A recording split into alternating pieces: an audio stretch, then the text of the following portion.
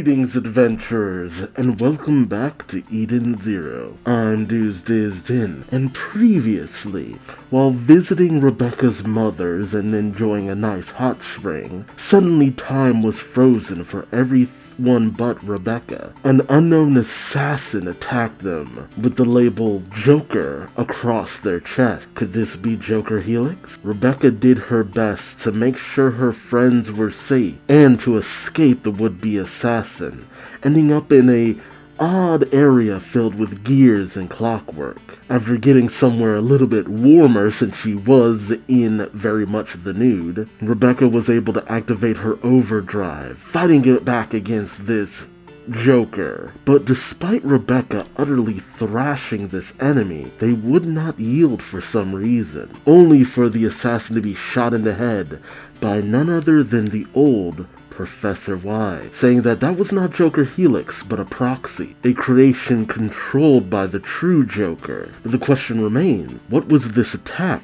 How were they able to stop time? What allowed Rebecca to be able to still move? And how does this older Professor Y recognize Rebecca, since I was under the assumption they never should have met? Join me as I find out, won't you? Alright, Eden Zero and chapter 250 with a very basic cover page. No 2-page spread celebrating 250 chapters. Just Pino and happy. I don't know. I was expecting a little bit more from Mashiba. He always does more for less, honestly. Regardless, it's chapter 250. Joker. And of course, we gotta get that nice button thigh shot. Looking past the smoldering remains of the so-called Joker, Rebecca calls out, "Professor Wise? What are you doing here?" The professor says, "Before I answer that, why don't you put a shirt on?" Rebecca remembers that she is still in nothing but a bath towel, and she begins to blush profusely. Wise hands over his cloak, saying, "Of course, you used to run around naked all the time, so it doesn't really bother me." Rebecca says, That was when I was little. So, did the professor still end up taking care of Rebecca? I guess so. The professor then examines the alter ego Joker lying on the floor. As he kneels down, he tells Rebecca, "I'm here because I was tracking her." Rebecca says, "What?" The professor goes on to explain, "But she's just an alter ego. I'm looking for the real one." He then calls out, "Bernie," and an unknown figure approaches from behind. She says, "Is that the little Rebecca you used to always tell me about?" Rebecca is shocked, as a very familiar face to anyone who read the early chapters of Eden Zero will attest. Rebecca calls out, "The lady from the cafe on Norma." Bernie says, "Oh, have we met?" Yeah, we literally have not seen this character in several hundred chapters, at the bare minimum. So even in this reality, he ended up with her. Professor says, "Never mind, just get me my tools." Bernie says, Okay. Rebecca then questions, "Wait, how are you moving when time is stopped?" The professor tells her time was never stopped. Okay, and then he vocalizes a code, then says no and vocalizes another code, muttering it to himself more or less. The professor opens up the circuitry on the alter ego and starts tinkering with it, saying, "Smudge and blazes. Ignoring the laws of physics and conservation of matter, this thing has the power to reduce surrounding time to virtually zero." So it wasn't stopped, it was slowed down? Yeah, he says, in other words, the power to slow down time for everyone else. I figured out that its range isn't very far. If you need proof, you can see it didn't affect the two of us. There, I've disarmed this reactor. That should put time back to normal. What about the guys in the hot spring? A whole bunch of weird stuff is about to, happen to them all at once. Back at the outdoor bath, Feather, who is now on her side, says, "The signal vanished." What? Why am I falling? Homer then says, wait a moment. Why is there a hole in the wall? Rachel says, "What hole?" And then they see through the hole a very bug-eyed Wise and Shiki. Wise calls out with joy on his face, "Why am I looking straight into the woman's bath?" Homer tries to cover herself, saying, "Do not look, such indecency." Rachel then questions, "When did the hole get there?" While Shiki blushes, saying, "I feel like something soft hit me in the face." Oh yeah. Pino then calls out, "Huh? Where is Miss Rebecca? Feather gets up saying, the engine room. She moved from here to the engine room in less than a second? She uses her Eye of Venus saying, Director Rachel, we have intruders, 2 unidentified individuals. One is a demi-human female, the other is, but Wise is perving saying, not that it matters, but could you cover up a little, sweetheart? Feather then gives Wise a look saying, exactly the same person as Mr. Wise. Wise goes, We then cut over to the planet of Milt's Temple of Time. Wow, this meeting that has been several hundred chapters in the making. We cut to inside where the professor and Bernie are sitting on a couch. As the professor explains, so I was tracking down Joker and I ended up here. But it turns out I was following an alter ego. Several guards call out, the enemy found Miltz? That's impossible. Happy goes in for a hug, saying, Professor! The professor says, Aw, hello there, it's good to see you again. Connor then says, I hear it were ye that took care of me daughter when she were a lad. Both Rachel and Connor bow to him, saying, thank you for all you've done for her. So he did end up raising her here too. I was under the assumption that they never truly met because it was because of the accident that they met in the first place. But maybe some variation of the car accident happened. It just missed both Rachel and Happy, and circumstances led to the professor taking them in. Also, I primarily refer to him as the professor because it's hard to see him as Wise. Mostly because he's in a relationship, so he doesn't come off as pervy. The professor tells them, never mind that.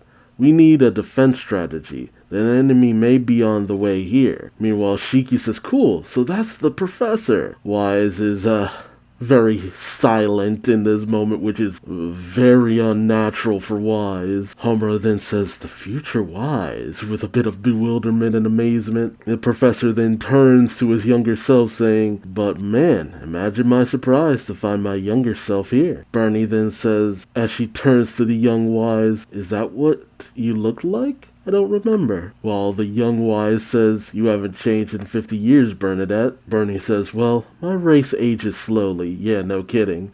Well, Homura's just like, a rabbit? Though the professor turns to Pino with a smile and then thinks, and yeah, are we finally gonna find out who brought Pino to the professor? Meanwhile, Feather then questions, but why didn't the time distortion affect Miss Rebecca? Rebecca simply says, good question. Rachel says, maybe it's because she's the priestess of time. Isn't that your role too? Can there only be one person to use the power at a time, at any single given time though? Yeah, Connor questions, then you, my dear, would. Rachel turns to him with a smile saying, I lost my power ages ago, Ducky. So did the power transfer to Rebecca after she was born? I thought Rachel still had some form of her power, but I guess a power like that shouldn't exist with too many people at a given time. That would just cause even more problems. Professor Wise starts to think and says, Priestess of Time, right. Rebecca is from here, and she has time powers, that's why. And he comes to a realization. It was the priestess. That's what attracted the chronophage that attacked Norma. Yeah, we figured that out a good while ago, Professor. And Rebecca has a bit of a melancholy look on her face, like she didn't want to be reminded of that. Bernie promptly bonks the professor on the head, questioning, how can you have so little tact? That's the young Wise in him. Or the Wise... The professor, realizing what he said, says, oh, I'm sorry, forget I said that, Rebecca. Rebecca says, it's okay, you're probably right, and I already knew. The professor scratches at the back of his head, and Wise, realizing what he sees, thinks to himself, he still has his right hand. Did Draken not get him in this world?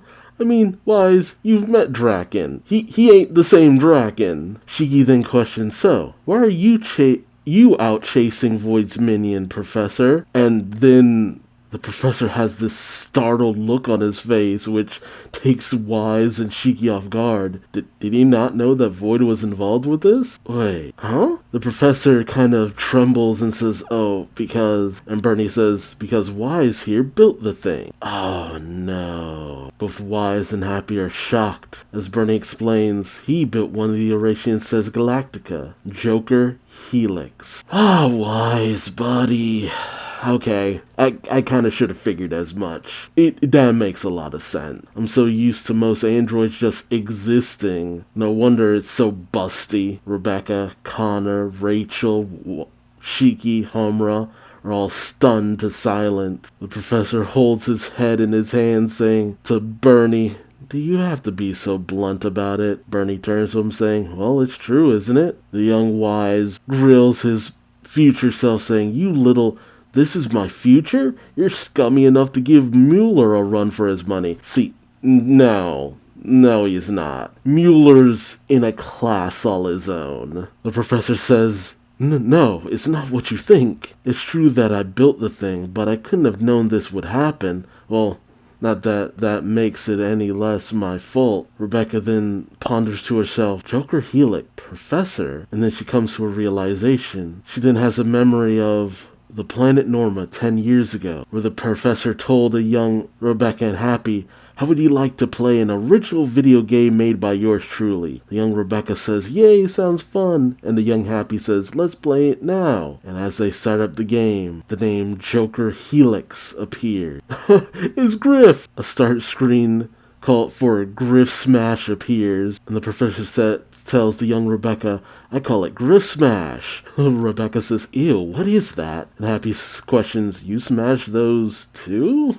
Oh, Griff. You get no respect, buddy. And present-day Rebecca says, "The game engine." And the professor says, "I created Joker Helix 10 years ago as a game engine." Huh. So how did something as simple as a game engine get so out of control?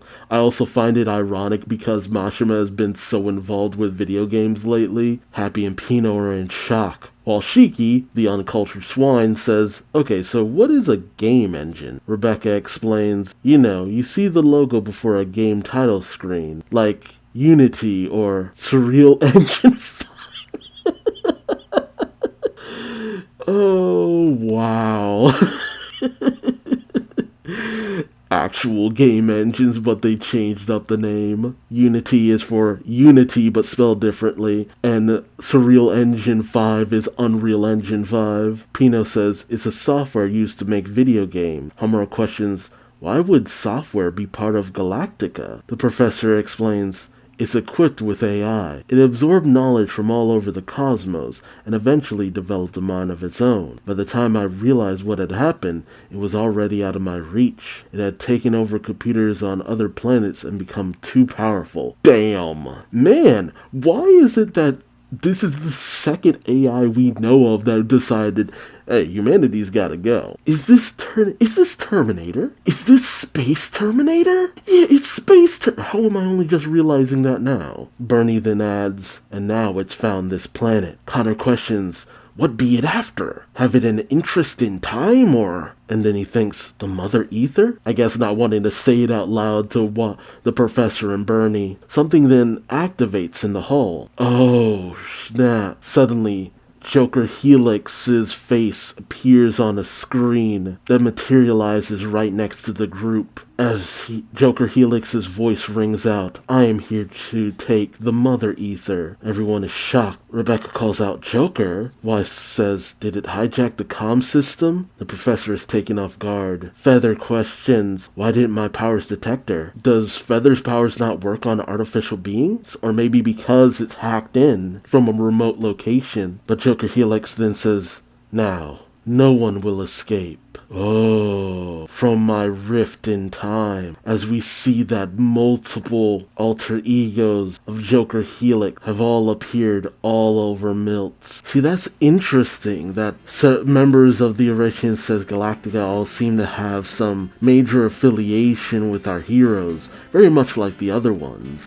Draken Joe had his connection to Wise previously. Elsie had her connection to the crew of Edens because of a previous affiliation. Dead and Crow, not so much. Godak Noella through Elsie. Interesting to have a mother and daughter both on that same team without realizing it. Poseidon Nero through knowing Ziggy, and thus having an affiliation with Shiki, and Rachel being Rebecca's mother. You also had Jaguar, who had a bit of an affiliation with Nero and, to a certain degree, Ziggy, I think. I don't really remember. Then Ziggy became a member, and then Shiki himself. And then in Universe Zero, it was Mueller, and we know his history with the crew of Edens. Man, Mueller managed to be an enemy of damn near everyone, let's be honest. What he did to Chris and Klein, what he did to Hermit, the fact that even Laguna ended up with beef with Mueller. He tried to blow up Shiki and take Rebecca's legs. Like, Mueller can't help but making enemies wherever he goes. May he rust in the scrap heap. At least this time around, Godak Noella and Elsie has basically given the crew of Edens the go-ahead to take our mother down. Dead End Cure, I wonder if he still has the same relationship with Holy. Joker Helix having been created by the old Professor Wise, it makes me wonder, what connection do we have with Lightning Law and Lady Freya? We know that Valkyrie is gonna have a matchup with her, but to have so many, that's the thing. We know they have a limited reach, but with so many, that's not gonna matter. So many of the avatars, the proxies. So, with Rebecca being the only one who can combat this, how do we get around the slowdown ability? Unless maybe that's something that Rebecca's overdrive can remedy. This is dangerous. Well, let me know your thoughts in the comment section below. How will we get around Joker Helix's slowdown ability? And will this continue to be Rebecca's time to shine? Or will someone else have to step up to the plate to take down Joker Helix? And where is Joker Helix on top of that? Hidden amongst the masses? Or in an area we just can't see? Again, let me know your thoughts. Like, comment, subscribe if you enjoyed the ride. And until next time, I've been Duuz-Diz-Din. Thanks for watching, and I hope to see you in the next one. Take care. Bye-bye.